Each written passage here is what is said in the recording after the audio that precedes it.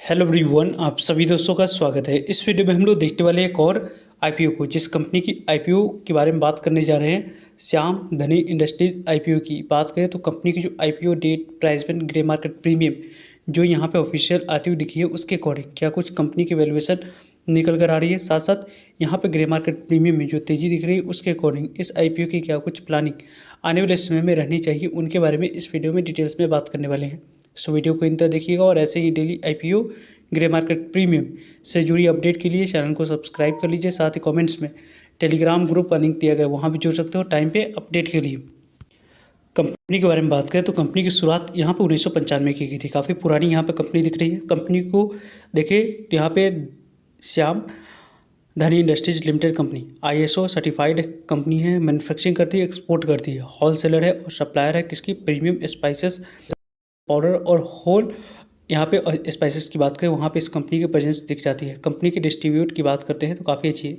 Black salt हो गई, rock salt हो गया, राइस हो गया, पोहा हो गई, और यहाँ पे कस्तूरी मेथी की बात करें, कसूरी मेथी हो गई, और वैरायटी ऑफ हर्ब्स की बात करते हैं वो कंपनी आप लोग को इंक्लूडिंग यहाँ पे इस कंपनी की पेरी पेरी हो गई, चिली फ्लैक्स की बात करें या आप लोग ओनियन फ्लैक्स हो गई, टमाटो पाउडर हो गया, वो कंपनी यहाँ पे आपको सेल करती हुई दिख जाती है। Company overall 163 variety of spices यहाँ पे अपने ब्रांड के माध्यम से ग्राउंड पे इस कंपनी की दिख जाती है। कंपनी की होल स्पाइसेस किस ब्रांड के माध्यम से यहाँ पे सेल होती हुई दिखती है, तो श्याम ब्रांड्स के माध्यम से इस कंपनी की स्पाइसेस यहाँ पे सेल होती हुई दिखती है।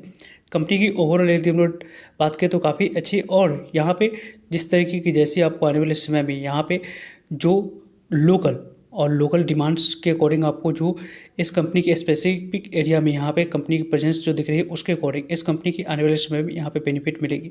कंपनी की ओवरऑल यहाँ पे 394 एम्प्लॉय बेस यहाँ पे कंपनी की दिख रही है। अकाउंटिंग, फाइनेंसिंग और compliance, maintenance, marketing, logistic, production हो गया, यहाँ पे ऑपरेशनल, क्वालिटी और टॉप लेवल मैनेजमेंट, इन सभी को यहाँ मिलाकर यहाँ पे 394 कंपनी के साथ यहाँ पे काम करते हुए दिख जाते हैं। कंपनी की ओवरऑल यदि यहाँ पे ऑफरिंग करती है high quality of natural spices, यहाँ पे प्रमोट करती है यहाँ पे सस्टेनेबल, एथिकल आपको सोर्सिंग एंड आप लोग को production. Company experience management team की बात करें, प्रमोटर इस कंपनी की क्वालिफाइड वर्क फोर्स है और एस्टैब्लिश मैन्युफैक्चरिंग फैसिलिटी है और इंटीग्रेटेड यहाँ पे प्रोडक्शन और कॉस्ट एफिशिएंस आपको कंपनी काम करती हुई दिख जाती है। कंपनी की डाइवर्सिफाइड प्रोडक्ट पोर्टफोलियो है, स्ट्रॉन्ग आप लोगों को कंसिस्टेंट फाइनेंशियल परफॉर्मेंस है, जिसको आगे हम लोग डिस्कस करेंगे। ओवरऑल कंपनी की बिजनेस मॉडल अच्छी दिख रही है। कंपनी की फाइनेंशियल हेल्थ के बारे में बात करें, यहाँ पे कंपनी की फाइनेंशियल हेल्थ किस तरीके से दिख रही है उनके बारे में बात करते हैं। तो यहाँ पे कंपनी की फाइनेंशियल हेल्थ आप लोग देख सकते हैं कि FY23 के डाटा कंपनी के द्वारा दी गई, 24 की, 25 की, यहाँ पे 12 मंथ की डाटा दी गई, यहाँ पे भी 12 मंथ की डाटा है, यहाँ पे भी 12 मंथ की डाटा आप लोगों को दी गई है। और जो अभी आप लोगों को सितंबर 25 की दी गई है, वो आप लोगों को 26 की 6 मंथ की यहाँ पे डाटा कंपनी के द्वारा अवेलेबल करवाए गए। एसेट के बारे में बात करें तो कंपनी की एसेट पहले किस तरीके से कैसी रही है, तो पहले 27.5 करोड़ के पास थी, देन यहाँ पे 53 करोड़ के पास, यहाँ पे 82 करोड़ के पास, और अभी यहाँ पे कंपनी की एसेट कितने करोड़ के पास हो चुकी है, तो 88 करोड़ के पास दिख रही है। टोटल इनकम के बारे में बात करते हैं तो कंपनी की टोटल इनकम कितनी थी, तो पहले यहाँ पे 68 करोड़ के पास कंपनी की टोटल इनकम, देन 107 करोड़ के पास, 125 करोड़ के पास, और अभी यहाँ पे कंपनी की इनकम कितने करोड़ के पास है, 64 करोड़ के पास यहाँ पे कंपनी की टोटल इनकम दिख रही है। कंपनी की टोटल प्रॉफिट के बारे में बात करते हैं। टैक्स देने के बाद कंपनी की प्रॉफिट को देखें तो पहले 2.92 करोड़ के पास थी, 6.30 करोड़ के पास, 8 करोड़ के पास, और अभी यहाँ पे कंपनी की प्रॉफिट टैक्स देने के बाद 4 करोड़ के पास दिख रही है। ओवरऑल कंपनी की प्रॉफिट की बात करते हैं तो लगातार कंसिस्टेंट यहाँ पे कंपनी की प्रॉफिट में ग्रोथ दिख रही है। कंपनी की इबिटा के बारे में बात करते हैं तो कंपनी की इबिटा पहले आपको 6 करोड़ के पास थी, 11 करोड़ के पास, 14 करोड़ के पास, और अभी आप लोगों को इस 6 महीने में लगभग 9 करोड़ के पास कंपनी की इबिटा दिख रही है।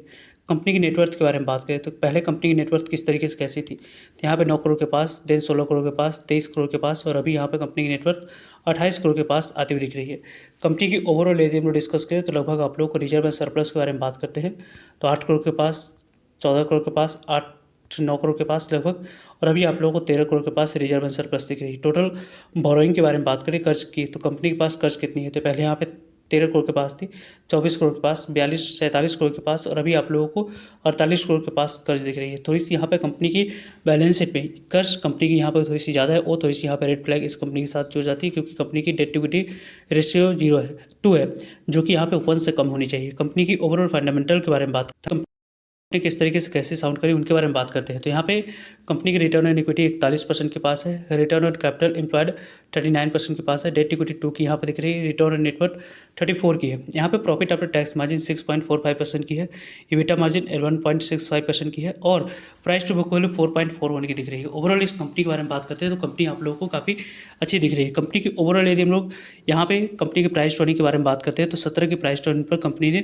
अपनी कटर प्राइस रखी है। वैल्यूएशन वाइज कंपनी ने थोड़ी सी अच्छी वैल्यूएशन की डिमांड रखी है, जिसकी डायरेक्टली इंपैक्ट इस कंपनी की जीएमपी पे दिख रही है। इस आईपीओ के बारे में बात करें श्याम धनी इंडस्ट्रीज आईपीओ की, तो ओपनिंग डेट 22 दिसंबर मंडे को आईपीओ ओपन होगी और 24 दिसंबर इस आईपीओ की क्लोजिंग डेट है, यानी कि 22 दिसंबर, 23 दिसंबर, 24 दिसंबर, इन 3 डेट को इस मेन बोर्ड यहाँ पे इस आईपीओ में अप्लाई करने के लिए यहाँ पर समय मिलने वाला है। कंपनी की फेस वैल्यू 10 रुपीज़ है, यानी कि आने वाले समय में यदि कंपनी चाहे तो अपने शेयर होल्डर्स को स्प्लिट की भी अनाउंसमेंट कर सकती है।